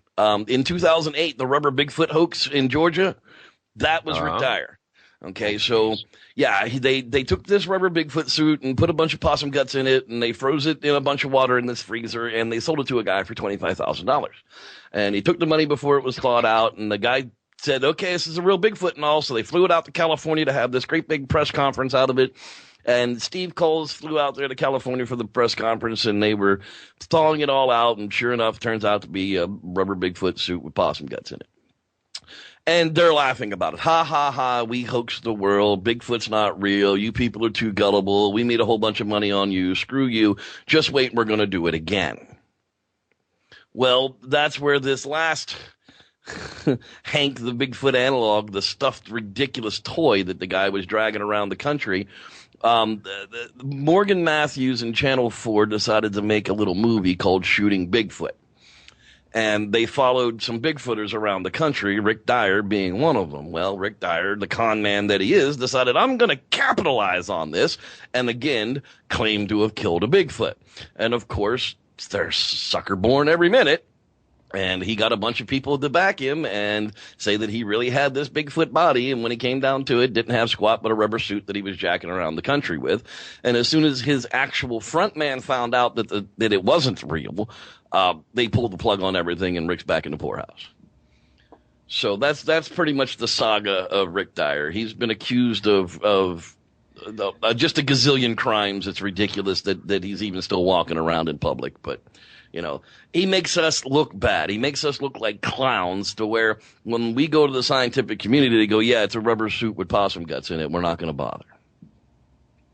Well, we have the same thing happen in the paranormal community. We have people who go out of their way, it seems like to me, to make us look bad. And I think a lot of that is a jealousy thing, you know. Either they can't do it or they can't do it as well, so it makes them jealous. They get mad, they get their feelings hurt. Next thing you know, they're running down every paranormal team in the country. You know, it's sad.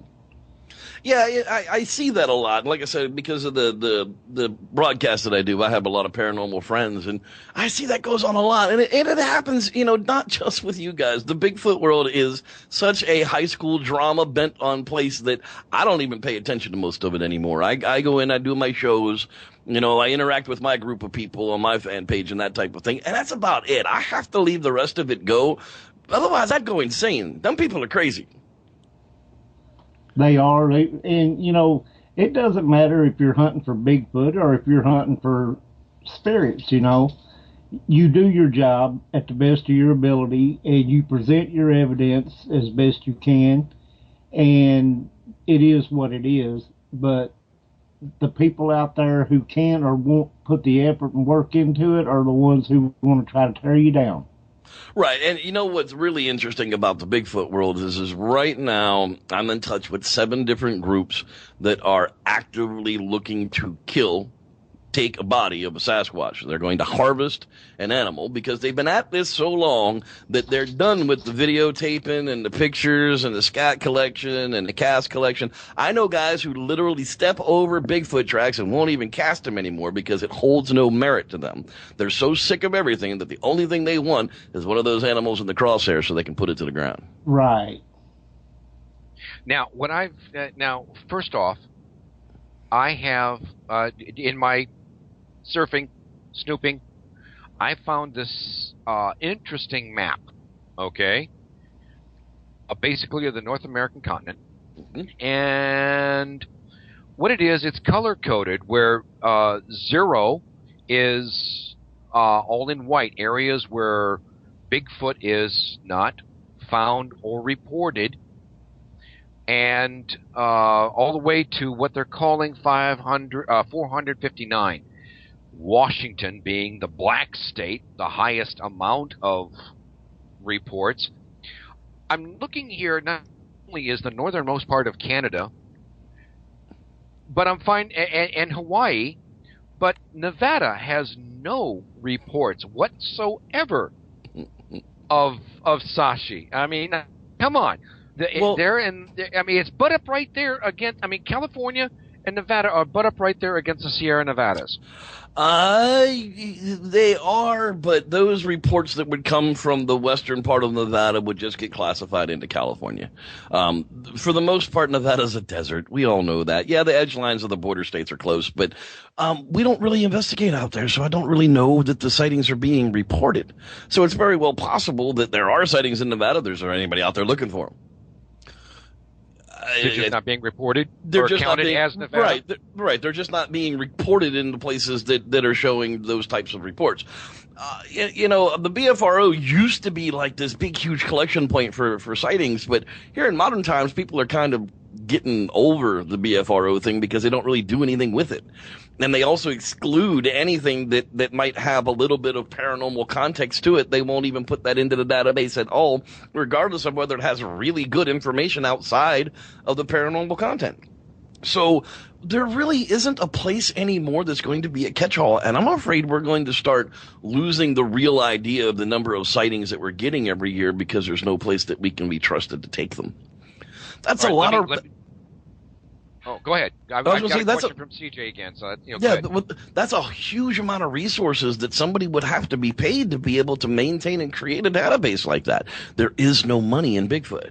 There's no money for research. There's nobody backing that type of a project any longer. It used to be done by Tom Slick. It's not done by Tom Slick anymore. Again, someone's asked, has Jeff seen the footage caught on the dash cam of a police officer that was crossing the road, and what do you think of that? That one was in Georgia, and it's actually was featured on Finding Bigfoot episode. Lots of people have gone over it. Para Breakdown did a breakdown on that one as well. Later to come to find out, there were some college-age college-age people in the area that had a gorilla suit who later owned up for the fact that they were out running, crossing in front of cars, making Bigfoot sightings that particular weekend. So the cops found them. There's an investigation. There was an interview, and it was come to find that particular piece of footage was, yes, something running across the road that was dark, but unfortunately it turns out to be a hoax again. Okay, Toby asked, have you heard anything about the sightings on Vancouver Island, BC? Well, Canada is one of those things that it's grossly underlooked at, especially by researchers because it's so damn cold. I'm going to Bellingham next month in September. That's right at the Canadian border. None of us have passports to go across the border, thank goodness. But basically from Bellingham to Alaska is the great uncharted. Western Canada is full of gigantic spaces where people don't live. And if people are not living there, chances are there are big, large mammals that do instead. So just like the Monster Quest episode where Dr. Meldrum and them flew into, I believe it was Snellgrove Lake. They were out there and had some activity. I'm sure in those remote areas outside of Canada, there's just probably where the major populations of these creatures have migrated and moved to. CJ says, is that the sighting in BC, the one where the guy saw Bigfoot from his boat? There's a lot of sightings that come out of the Vancouver. I believe that's where they call him the cockle eater. He goes out there and he at low tide and they'll gather up the shellfish and take them off and eat them. I know there was one episode where they had seen a blonde-colored Sasquatch, and if that's the one they're talking about, unfortunately, again, they had seen a costumed creature Sasquatch of that same color in town the weekend before during a promotion. So I'm not sure which particular instance they're talking about, but there are lots of sightings that come from the Vancouver Island area where they go out there and eat the shellfish at night. Okay, I was going to ask you, what do you think? Because we know another person that's a Bigfoot hunter, and I'm not going to mention any names when I say this, but he believes that Bigfoot are maybe dropped off by extraterrestrials and for whatever purpose. And, you know, maybe that's why you don't find them, because they're recovered by the ET. Well, you know, I used to tell my friends around the campfire when they would joke with me, it's like, why can't you find, you know, why haven't we ever found a Bigfoot body? Why doesn't everybody have anything to prove that Bigfoot's out there? And I always just tell them, I said, well, haven't you seen Star Wars? When Bigfoot's done, he just gets back in his ship and flies the hell home. And I'm sorry if I offended any Canadians out there. We love Canada. It's America's hat. Now we know. I got no support on that one. Okay. I just want to know one thing. Cricket chirp. From the Canadian side of Mount Rushmore, can you actually see their butts? I'm so not touching that. I'm seriously. Now that's going to rank right up there with. Now we know what happened with Bigfoot. He's a Wookiee. That's it. He's a Wookiee. Chewbacca. Well, you know, according to the Erickson Project, if you want to believe their footage, he is directly a Wookiee, because that's exactly the mask that they used and repainted for the Erickson Project Matilda footage. Don't you realize that's a ghillie suit? Don't you realize that's a ghillie suit? You know, the poor guy in the ghillie suit last summer didn't find it too funny when somebody ran him over. I openly admitted he's out there in a ghillie. Yeah, out there faking Bigfoot sightings. Get your butt run over. We have no pity for you. None. If you come out trying to hoax us doing Sasquatch hunts, we are armed. You are likely to be shot. Don't do it. It's not smart. Please, we're begging. Okay, that brings up an excellent point. Seriously, in all seriousness, when you're out there and you are Sasquatch hunting, you're not out there unarmed. No, by no means do we go into bear and mountain lion country unarmed. That's just dumb. Plain and simple. I don't care if you can have all the bear spray you want to. That's not going to stop a mountain lion on your jugular.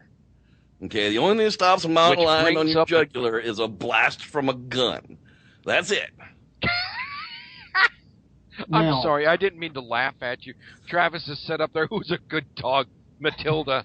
Who's a good dog? Who's a good puppy? Now, when you guys go hunting Bigfoot and you have your high-powered rifles and whatnot, you're not out there to shoot Bigfoot, right? I guess it would depend on which crew I'm out investigating with at the time. There are people who have completely no-kill expeditions. They don't even take guns with them. Fine, that's good for you. I won't be on those expeditions because I have seen people who have been mauled by wild animals, and I'm not going to be one of those. Exactly. So my point is, don't they have as much right to live as anybody else?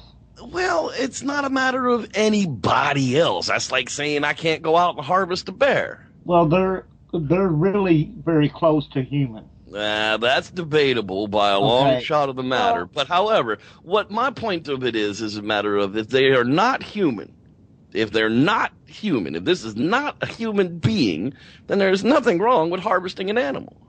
Okay, but they walk like a human. They look. That doesn't make them human. No, it doesn't. Okay. Can we say that they're humanoid? Exactly. Sure, you can call them hominid, you can call them primates, you can call them lots of things. Still doesn't make them human. An animal's an animal, and a human is a human. Right. It's not like I'm going out there to slaughter them all. These groups are looking to take a specimen for scientific collection. They're not out there to take an animal for the fame and the glory. Some of them are, but not for the most part. Most of the groups that are out there, the fame and the glory is going to come with the discovery, regardless of who makes it, whether it's DNA through video or whatever the case. But my point of it is saying that it's murder or anything close to murder. Murder is one human being against another. Anything lesser of a human is deemed as an animal, therefore it can be collected and at least studied. It's kind of the way that I look at it. To say that Sasquatch is part human is to kind of give away your own humanity. What makes us human is what is different, not what is the same. Okay, but well, given the fact that we're a agree or sentient disagree being, with me that they are intelligent? Well, intelligence is a rateable structure. I mean, dogs are intelligent. Birds are intelligent. I keep them in cages. My bird talks to me. Heck, he does tricks for me, but I still keep him in a cage. we've got a pile up of questions here. Sorry. Yeah. That's all right. Does Jeff think come on, here we go. Does Jeff think Dr. Ketchum was treated fairly by the scientific community with her DNA results? Yes, I think Dr. Ketchum was treated exactly as she should have been. She, again, was a charlatan. She was a con person. She took money to do a process that she didn't complete with an agenda that directly reflected her results. Yes, she was treated completely fairly, and the only way she could get her paper out in the public was to self-publish it because, again, just like Scott Nelson, no one of her peers, not a single one of her DNA peers would come forward and agree with one single thing that happened in that paper. So, okay.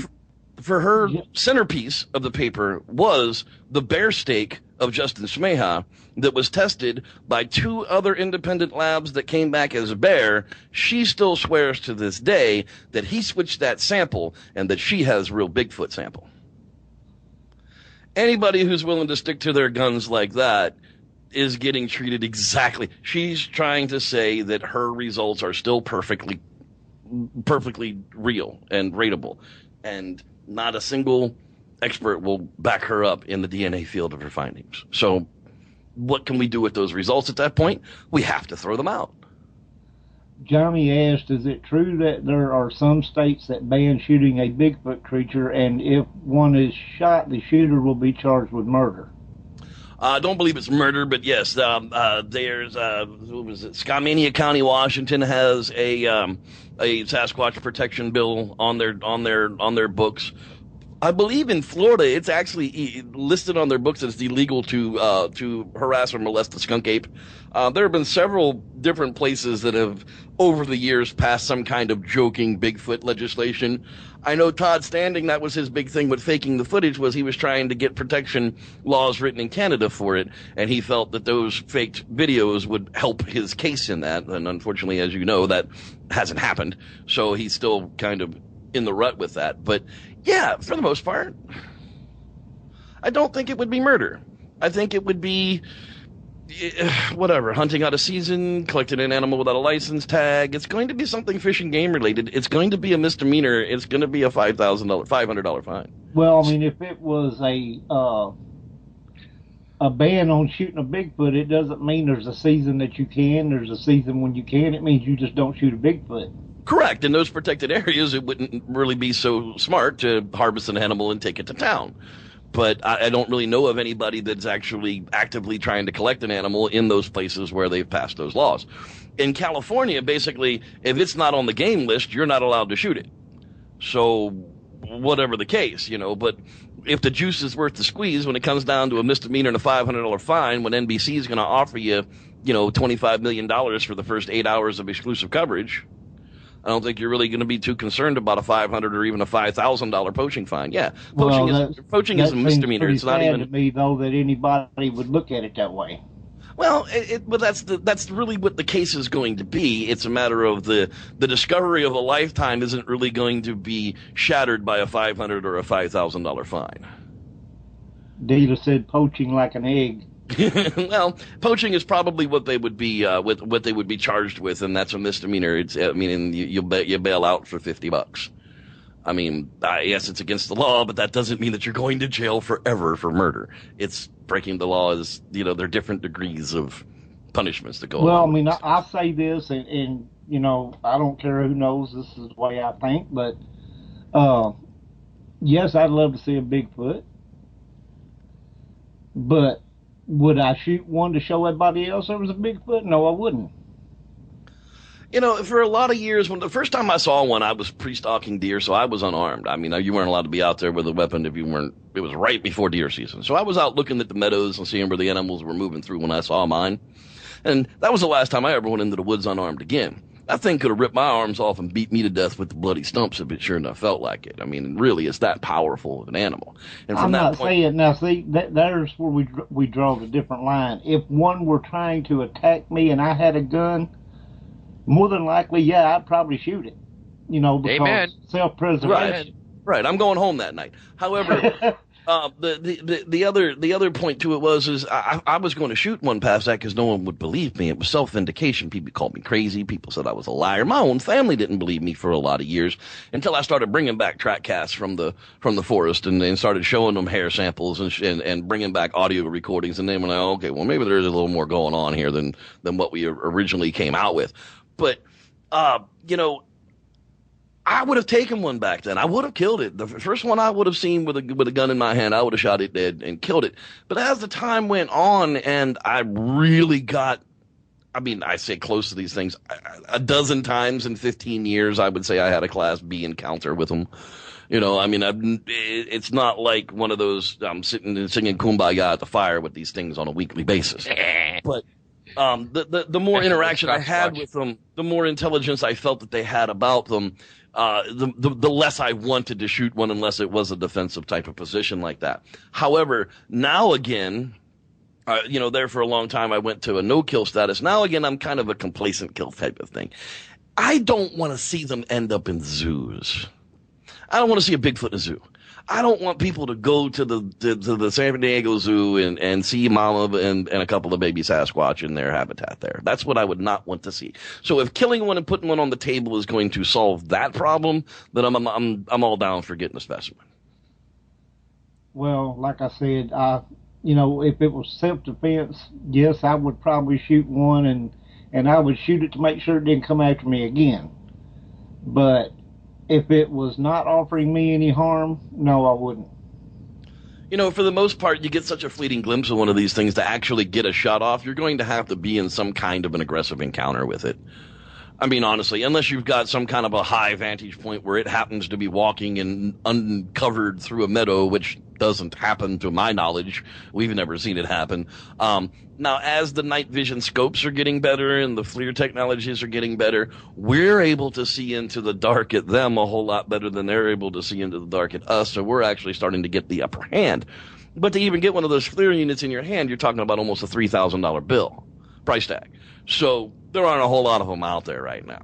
So it's still going to be another 5 or 10 years before the technology catches up with the basic squatcher for us to be able to get the type of eyeballs in the night, so to speak, that we're going to need to be able to solve it. Well, that's kind of like, you know, what we would love to have a FLIR for even the paranormal ghost hunting. Oh yeah. But DJ's asking, does Jeff think that there is any relationship between Bigfoot to the elongated skulls that have been found in Peru? Well, your guess is as good as mine on that one. I mean, why would it be? Why would there be a connection between those things? I mean, from what I understand, the skulls in Peru were tested to be found as 100% Homo sapien and were elongated through a process of boarding, you know, from the time that they were childhood to, you know, recreated in some kind of a star child or star person type of an aspect. I don't know. I haven't really done that kind of studying, but could there be Bigfoot or a Bigfoot type creature in Peru around that area? Sure, the jungle creatures like the Jerrery and some of the other smaller Bigfoots are out there. I don't see why there couldn't be Bigfoot in those areas from Peru, but I don't think that they would be connected to the big long skulls. What do you think about? Go ahead, Roger. You know, it's been said that Bigfoot was takeoff from Giganopithecus. Well, right, and Giganopithecus is along the orangutan line, so it gives a base of existence in the known fossil record for a Sasquatch to kind of fit in the line of, Gigantopithecus existed in Asia. There was a land bridge that went across the Bering Straits. So those things could have migrated here, and through evolution, we ended up with our Bigfoot or our Sasquatch creatures that we have here on the North American continent. That's all well and so to speak. Right, and that's all well and fine, but I don't really need it to be based on something that's already pre-existing. We know that there are probably dozens upon hundreds of dozens of missing fossil records between gorilla and Homo sapien, because there's a large time gap there between the sprout off of gorilla and Homo sapien. So between those two lines, there's probably, like I said, dozens upon dozens of lines of hominids that could have also been bipedal, because the gorilla is almost bipedal himself. Anywhere along that line between gorilla that we don't have the fossil records for could easily explain a Sasquatch-like creature around the world. Bigfoot, to me, is kind of like the Holy Grail in the paranormal. You get a full-bodied apparition, on a photo or film or something. That's the Holy Grail, as they say in the paranormal. To get a Bigfoot on photo or film, to me, would be like the Holy Grail of my Bigfoot expedition. I wouldn't want to kill one just to prove that it was there, but if I could prove it by having a photo that was debunkable, then yes, that would be it. Well, that's the problem now, and I agree, is the undebunkable picture I don't think exists anymore. I don't think, with all the fakes and the tomfoolery and the crud that has been done out there around Bigfoot, I don't believe you're going to be able to convince the scientific community at large that the animal exists through a picture or video. I think it's going to take a physical evidence of a chunk of hair, a piece of meat, a DNA dart with video of it going out the end of the barrel into the butt of the Sasquatch and him ripping it out and throwing it to the ground. I think it's literally going to take something physical for the scientific community to finally wake up and get off of their egos. Because that's really what the problem is. It's an ego problem. They think because they have doctor in front of their names that they're important. Well, right. They're not. I went to college longer than most of the doctors out there, and I don't really feel that I'm all that important. I'm just a loudmouth with a YouTube channel. Well, now see, and there's exactly it's like in Rogers and my experience, you don't have, you've got this Elmer Fudd mentality. Oh, I caught a bigger ghost than you did. And yeah. No, that's not what it's about. Getting the evidence and proving what you have. And unfortunately, it is going to have to take empirical proof, such as a body or a piece of body that says yes, the Yeti, the Sasquatch, the Yowie, the whatever.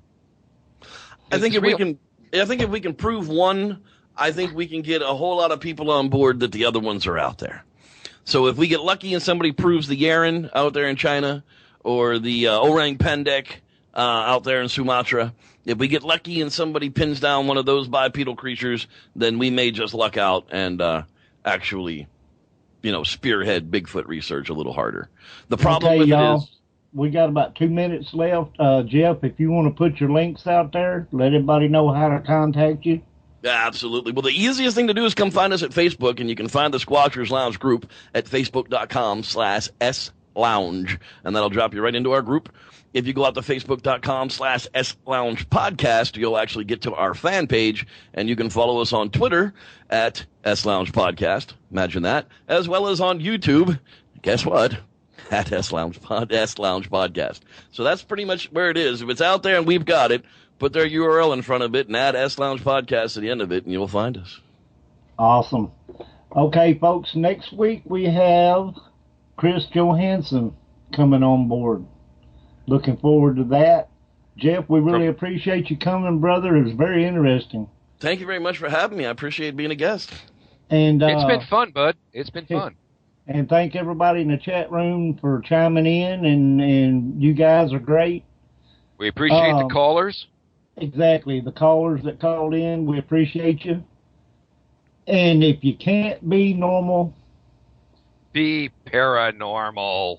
Okay, folks, same bat channel, same bat time, Monday night, September the 8th. Chris Johansson. See everybody next week. Good night, y'all. He's Casper Paranormal. Exactly.